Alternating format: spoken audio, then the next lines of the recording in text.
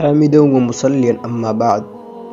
محترم ناظرین، وحی کی کیفیت۔ ایک شخص حارث بن ہشام نامی نے نبی کریم صلی اللہ علیہ وسلم سے سوال کیا تھا کہ یا رسول اللہ، آپ پر وحی کیسے نازل ہوتی ہے؟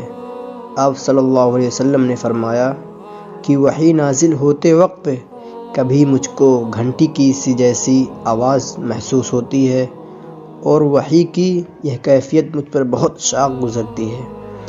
جب یہ کیفیت ختم ہوتی ہے تو میرے دل و دماغ پر اس فرشتے کے ذریعے نازل شدہ وحی محفوظ ہو جاتی ہے، اور کسی وقت ایسا ہوتا ہے کہ فرشتہ بے شکل انسان میرے پاس آتا ہے اور مجھ سے کلام کرتا ہے، پس میں اس کا کہا ہوا یاد رکھ لیتا ہوں۔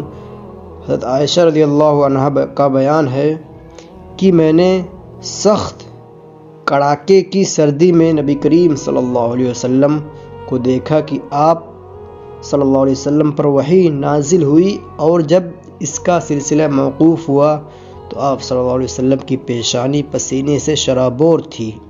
السلام علیکم۔